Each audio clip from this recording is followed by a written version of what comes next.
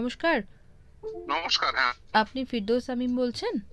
হ্যাঁ বলছি। যে বিষয়টা আমাদের সবার নজরে আসছে সেটি হচ্ছে যে কুলতলিতে নির্যাতিতা একটি নাবালিকা, সে তার বিরুদ্ধে যে অভিযোগ হয়েছিল বা তার যে ঘটনাটি ঘটেছিল, সেখানে দেখা যাচ্ছে যে অভিযুক্ত সে পক্সো মামলায় তার সাজা পেল, অর্থাৎ একদম। জাস্টিস ফর জয়নগর হলো। কিন্তু আজকের দিনেও আরজি করের ক্ষেত্রে আরজি করের বাবা এবং মা তারা পুনরায় আবার পথে নেমেছেন এবং তারা মিছিলে হাঁটছেন। তাদের মেয়ের আজ অবধি তারা বিচার পেলেন না। তো এই যে দুটো ঘটনা, এই দুটো ঘটনার মধ্যে এই যে পার্থক্য, এটা আপনি কিভাবে দেখছেন? দেখুন, দুটো ঘটনা ভিন্নতর, এই নিয়ে কোনো সন্দেহ নেই। কারণ আরজি করের ঘটনা এবং জয়নগরের ঘটনা, দুটো ঘটনা কিন্তু একেবারেই অন্যরকম। কারণ আরজি করে একদিকে পুলিশ আধিকারিকদের বিরুদ্ধে অভিযোগ, যে প্রতিষ্ঠানে ঘটনাটি ঘটেছে সেই প্রতিষ্ঠানে যিনি সর্বোচ্চ কর্তা তার বিরুদ্ধে অভিযোগ ও তথ্য প্রমাণ লোপাটের অভিযোগ রয়েছে। অপরদিকে জয়নগর কাণ্ডে এখানে কিন্তু এই ধরনের অভিযোগ উঠে আসেনি যে পুলিশ আধিকারিকরাই তারাই তথ্য প্রমাণ লোপাট করেছে। নিঃসন্দেহে আমাদের যে রাজ্যে যে পুলিশ আধিকারিকরা রয়েছেন যারা তদন্ত করেন, তাদের মধ্যে অনেকেই আছেন অত্যন্ত দায়িত্ব নিয়ে তদন্ত করেন, এবং সেই তদন্ত প্রক্রিয়ার ফলে শাস্তির মুখে অনেকেই পড়েন এবং যথাযথ বিচারও হয়। কিন্তু অনেক সময় পলিটিক্যাল ইন্টারভেনশনের জন্য সেই তদন্ত প্রক্রিয়া অনেক সময় ব্যাহত হয়, যেটা বা প্রশাসনিক ইন্টারভেনশনের জন্য। আরজি কর কাণ্ডে আমরা কি দেখেছি?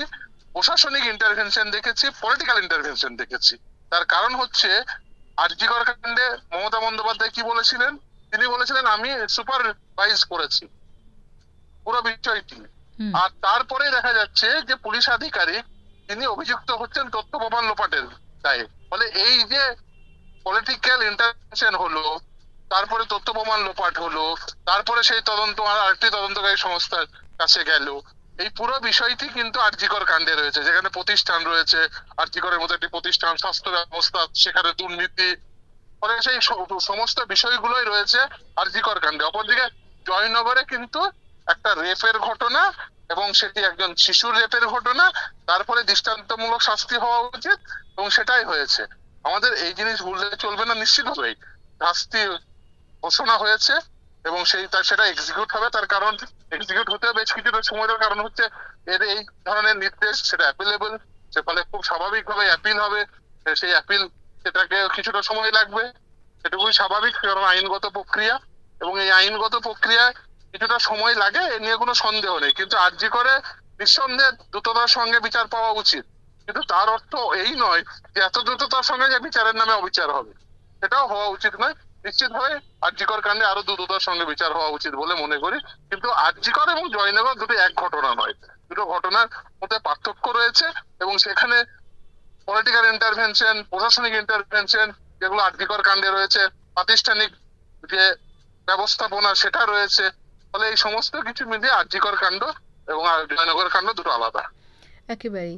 পাশাপাশি আরজি করের যে তরুণী চিকিৎসক, তার বাবা এবং মা, তারা গতকাল সংবাদ মাধ্যমে মুখ খুলেছেন এবং তারা বলছেন যে এই ঘটনার পরিপ্রেক্ষিতে যখন আমাদের রাজ্যে স্বরাষ্ট্রমন্ত্রী অমিত শাহ এসেছিলেন, তারা তার সঙ্গে সাক্ষাৎ প্রার্থনা করেছিলেন, কিন্তু তিনি সাক্ষাৎ করেননি, তিনি চলে গেছেন তাদের সঙ্গে সাক্ষাৎ না করে। পাশাপাশি তারা প্রধানমন্ত্রী বা স্বরাষ্ট্রমন্ত্রীর থেকেও থেকেও এত বড় একটা ঘটনা, যে ঘটনাতে সমগ্র বিশ্ব পর্যন্ত পৌঁছে গেছে এই ঘটনা, সেখানে একটা সামান্য বিবৃতিটুকু তারা পাননি।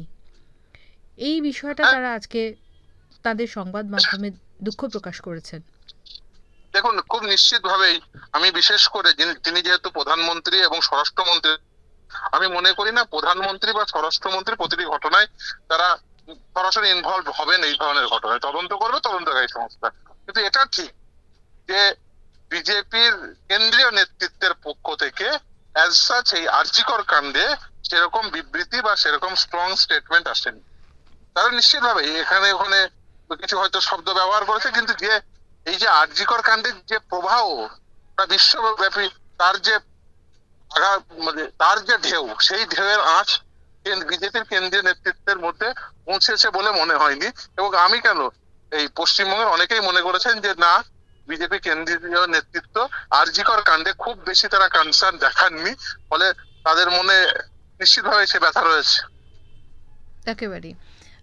আমরা পরবর্তী আর একটি প্রশ্নতে যাব, সেটি হচ্ছে যে ইডির মামলায় জামিন পেয়েছেন সুজয় কৃষ্ণ ভদ্র ওরফে কালীঘাটের কাকু, কিন্তু সিবিআই এর মামলায় তার বিরুদ্ধে প্রোডাকশন ওয়ারেন্ট জারি করা হয়েছে। এই প্রোডাকশন ওয়ারেন্ট জারি করার কারণে আগামী 9 ডিসেম্বর সশরীরে সুজয় কৃষ্ণ ভদ্রকে আদালতে হাজির করতে হবে। আমি আপনার কাছে এই বিষয়টা আরেকটু বিস্তারিত বিশ্লেষণের জন্য বলছি। দেখুন, এই সুজয় কৃষ্ণ ভদ্র বা কালীঘাটের কাকু বলে যাকে আপনারা চেনেন, জানেন যে সৌমেন নন্দী প্রাথমিকের যে মামলা, দুর্নীতি মামলা, সেই মামলায় অভিযুক্ত।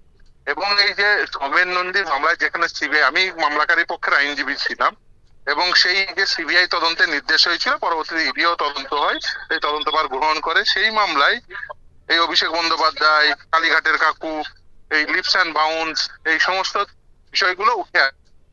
আপনাদের নিশ্চিত থাকবে ইডি ইভেন প্রেস রিলিজ দিয়েও তারা এই যে সুজয় কৃষ্ণ ভদ্র, লিপস অ্যান্ড বাউন্স, অভিষেক বন্দ্যোপাধ্যায়ের সংসর্বতা নিয়ে তারা প্রেস নোটিফিকেশন দিয়েছে, প্রেস রিলিজ করেছিলেন, এবং সেটি তার সোশ্যাল মিডিয়া হ্যান্ডেলে এখনো পর্যন্ত, ইডি সোশ্যাল মিডিয়া হ্যান্ডেলে সেটা এখনো পর্যন্ত বহাল রয়েছে। কিন্তু আমরা অবাক হয়ে যাচ্ছি, সেটা হচ্ছে যে এখনো পর্যন্ত যে লিপস অ্যান্ড বাউন্স বা অভিষেক বন্দ্যোপাধ্যায়, তাদের যে ইনভলভমেন্ট, নিশ্চিতভাবে চার্জশিটে, সাপ্লিমেন্টারি চার্জশিটে সে তথ্য উঠে এসছে, কিন্তু তারপরে আগে ডাকা হওয়ার পরে, অভিষেক বন্দ্যোপাধ্যায়কে আগে ডাকার পরে পরবর্তীতে আর ডাকার ক্ষেত্রে আমরা সেরকম কোনো উদ্যোগ ইডির পক্ষ থেকে দেখিনি। অপরদিকে স্টোন অ্যারেস্ট করা যায়নি, তার কারণ হচ্ছে এর আগে সুজয় কৃষ্ণ ভদ্র, তাকে যেহেতু ফিজিক্যালি, এবং সেই জন্য বারবার 4বার তিনি ফিজিক্যালি অ্যাপিয়ার করেননি আদালতে, তার কারণ অসুস্থতা দেখানো হয়েছে। এর আগে আমরা দেখেছি এই অসুস্থতার বাহানা নিয়ে কিভাবে গলার কণ্ঠস্বর দেওয়া যাবে না, এই নিয়ে 4 মাস টাল বাহানা চলেছে। আমরাই আদালতে মামলা করেছিলাম, সেই মামলার ফলে মহামান্য বিচারপতি অমৃতা সিনহার নির্দেশে তার সেই গলার কণ্ঠস্বরের নমুনা পরীক্ষা করা সম্ভব হয়েছিল 4 ঘন্টার মধ্যে, যেটা 4 মাসে হয়নি। আমরা নিশ্চিতভাবে চাইবো যে সঠিক ভাবে তদন্ত হোক, কিন্তু তদন্তকারী কিছু তো ল্যাকুনা থেকেই গেছে, এই নিয়ে তো কোনো সন্দেহ নেই। আচ্ছা, আমার একটা প্রশ্ন, এই প্রোডাকশন ওয়ারেন্ট ব্যাপারটা যদি আপনি আইনগত দিকটা একটু বুঝিয়ে বলেন। প্রোডাকশন ওয়ারেন্ট মানে হচ্ছে তাকে আদালতে হাজির করানোর জন্য নির্দেশনামা বা আদেশনামা বলতে পারেন, ফলে প্রোডাকশন করতেই হবে, এবং সেটিকে তাকে বাধ্যতামূলক ভাবে প্রোডাকশন করতে হবে বলে, আপনি যদি এর বাংলা তর্জমা বলেন, বাধ্যতামূলক প্রোডাকশন, বাধ্যতামূলক হাজিরার জন্য নির্দেশনামা। আচ্ছা, এক্ষেত্রে যদি আবার ফের সশরীরে 9 তারিখে হাজির না হন সুজয় কৃষ্ণ ভদ্র, তাহলে আদালত তার বিরুদ্ধে কি ব্যবস্থা নিতে পারে? হ্যাঁ, নিশ্চিতভাবে তাকে আদালত প্রোডাকশন ওয়ারেন্ট দিয়েছে, তাকে হাজির করতে হবে, নাহলে অ্যারেস্ট করে নিয়ে আসবে। অনেক ধন্যবাদ ফিরদৌস দা, অনেক